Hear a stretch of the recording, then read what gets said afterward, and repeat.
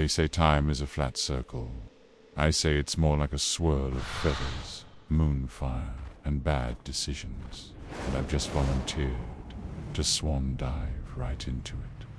Welcome back to the chronicles of a level 25 moonkin still slightly heavily caffeinated, and now about to hurl myself through time itself, straight into the spider-ridden underbelly of Azjalnerab. Why? Because the bronze dragonflight told me it would be good for my growth, because I crave loot, and because nothing says level 27. Here I come, quite like punting arachnids back to the great web they crawled out of. Time walking is like stepping into a historical reenactment, except instead of muskets and wigs, it's poison bolts and 1,000 legs coming at you from every direction. Gear scales down, stats normalize, and suddenly my mighty eclipse feels a little more like a glow stick at a spider rave. That's okay. This is where good druids become great ones. The key here, adapt. Your moonkin toolkit doesn't change, but how you use it does. Relearn the rhythm, pre-det with moonfire and sunfire 4-packs. We've wrath to build eclipse, and never forget that a timely typhoon isn't just crowd control, it's a lifesaver. Azjalnerab isn't your average bug cave. It's the shattered kingdom of the Nerubians, once a great subterranean empire before Arthurs showed up and ruined the neighborhood. Now, it's an eerie labyrinth of silken bridges and bone-lined halls dripping with lore and venom. As we descend deeper, the bronze dragon's magic makes it feel like I've stepped into an echo. My moonlight glows a little dimmer. The air tastes ancient, and oh, light, the skittering. It's everywhere.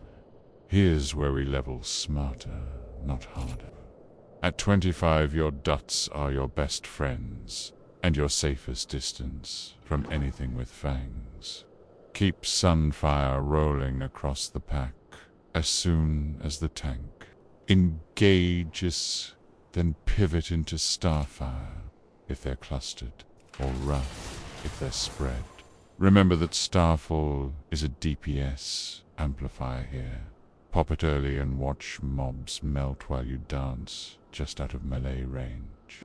Oh, and Typhoon. It's not just for style points.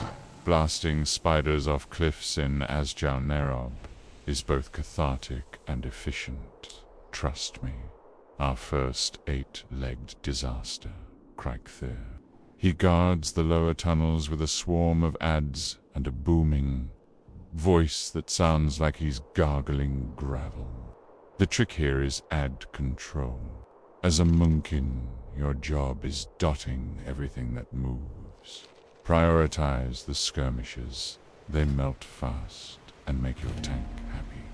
Time your celestial alignment for when the second wave spawns, and unleash a miniature lunar apocalypse. Stay mobile. Poison volleys hurt more than pride. And when the dust settles, loot, bask, level bar goes ding.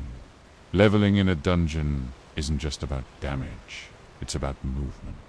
Use your wild charge in moonkin form for quick repositioning, or pop into travel form between pools to keep pace with overegger tanks. If your group is the type that forgets healers need mana, and they will, toss a quick innovate on them. It keeps things flowing and earns you silent gratitude. And if all else fails, moonfire tag mobs from a distance while waddling majestically after them. Descending deeper feels like stepping into a living hive. Webs cling to my feathers, chittering echoes above, and the faint glow of mushrooms lights. Path. This is Hadronox's domain. A colossal spider matriarch who plays defense by spawning endless waves of hatchlings. It's a chaotic fight, but also a perfect playground for a druid learning AoE timing. Pre-dot everything, then rain celestial wrath with Starfall. If the tankites, Hadronox, stay at max range and pivot with them, getting webbed in a bad spot is a quick ticket to embarrassment. Hadronox herself isn't mechanically complex, but she punishes sloppy positioning. Her poison cloud is a silent killer, shift into bear form. If you have to soak a hit, then pop back into feathers and burn. Keep sunfire ticking on every hatchling. And don't be afraid to typhoon a swarm off your healer. Most groups panic here. You'll be the calm lunar storm in the middle of the chaos when she finally collapses in a heap of chitin and ichor. That's XP, baby. Sweet XP. Somewhere between poison clouds and panic typhoon. I realize something. Time walking isn't just about nostalgia. It's a test. It strips away the borrowed power, the endgame arrogance, and asks, can you still munkin? And the answer, judging by the growing trail of bug corpses behind us, is yes. Yes, I can. I may be level 26 now, feathers slightly singed, but I am still a walking lunar disaster wrapped in owl pajamas, and I am thriving. The final stretch is a gauntlet, tight tunnels, patrolling packs, and more poison than a rogue's wedding. Registry. This is where discipline matters. Focus targets. Wrath down the casters first, the melee second, and always stand where you have an escape path. Use Typhoon to interrupt casts or punt mobs off healers, and save Barkskin for emergencies. This part, Panisha's tunnel vision. Oh, and never, ever pull extra packs here. Tangs forgive many things. That is not one of them. And then, there he is. An Abarok, betrayer, king, scourge lapdog, and possibly the angriest bug in all of Northrend. His throne room is a cathedral, bone and silk, a reminder of a kingdom that fell twice, once to Arthas, and again to the weight of history. As we step forward, I feel that familiar pre-boss buzz. This isn't just a fight. This is a rite of passage. The bronze flight whispers that the past echoes forward, and I intend to echo loudly. The fight unfolds in phases: surface, burrow, swarm. During surface, burn him hard. Align celestial alignment with trinkets and unleash your inner nova. Chicken, when he burrows, shift to mobility mode. The pursuing adds are priority targets. Tag them with Sunfire, Kite, and drop Typhoon to slow the chase. If spikes erupt beneath you, wild charge sideways, graceful moonkin hops, save lives. And above all, keep Starfall running during ad waves. It clears the trash while you focus on surviving. The last 20% is a race. He'll burrow faster, hit harder, and scream louder. Pop Barkskin as insurance. And don't be afraid to drop renewal or a healing potion if things go south. You're not proving a point by dying with cooldowns unused.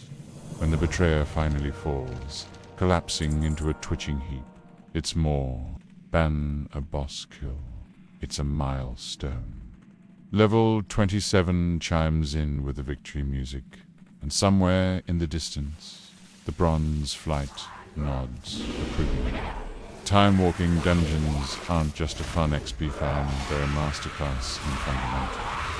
Scaling forces you to sharpen the skills that will carry you into higher levels. Dot discipline, movement awareness, utility timing. They also drop gear that often outpaces quest rewards, making them worth running even if you're chasing storylines. Elsewhere, and as to now, it's the perfect crash course in handling chaos. Because if you can handle a spider apocalypse, you can handle anything. By now, you'll likely unlock or improve a few abilities. Pay attention to astral influence. That bonus range is a game changer in dungeons. And don't sleep on Heart of the Wild if it's available in your tree. It turns you into a surprisingly competent emergency healer, which can save a wipe if things go south at these mid-20s levels. Versatility is your weapon. The more roles you can flex into for a few seconds, the more unstoppable you become. Want to stretch your XP gains further? Q4. Back-to-back titles. The bonus XP from the first daily run is chunky, and chaining a few more runs after that still beats questing for raw speed. Combine it with rested XP if you can log in. Out in an in-before-dungeon sprees can net you 3 levels worth of bonus. And don't forget professions. Crafting gear as you level can give you small but meaningful stat edges in scaled dungeons. Here's a tip nobody talks about. Yours. Performance isn't just numbers, it's how you fit into the group. Typhoon that hand off your healer. Innervate your priest mid-fight. Toss a quick rejuvenation in an emergency. These tiny acts make you memorable. And memorable players get friend requests, group invites, even guild offers. That's how you build a network long before max level by being the moonkin everyone wants back. As we step back into the present, feathers ruffled, but spirits soaring, I feel it, the subtle shift that comes with levels 25 to 27. It's not just about the numbers ticking up. It's about confidence, control, mastery. I walked into Azpay, a chaotic lunar fledgling. I'm leaving it as something more, a storm in the shape of a druid, who now knows that time and spiders bow to the same thing. Well-timed dots, an unrelenting moonfall. And this is just the midpoint. There are more dungeons ahead, more power to claim, and more chaos to serve.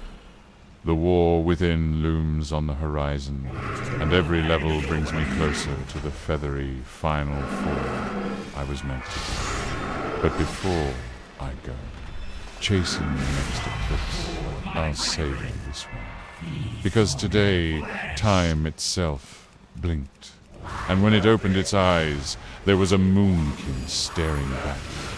Quick recap before we soar off. Always pre-dot and keep Starfall rolling on packs. Use Typhon. Ball control, not just chaos. Stay mobile and use Wild Charge to dodge. Support your team with an Urbit, Barkskin, and utility. Chain time-old dungeons for XP efficiency. And above all, don't panic. Even surrounded by spiders. Especially surrounded by spiders. So there you have it, levels 25 to 27, sealed, with silk, stingers, and starlight. Another chapter in the saga of the moonkin who refuses to die quietly. The past is behind us, the future ahead, and I am somewhere in the middle, moon-firing things I probably shouldn't. Stability.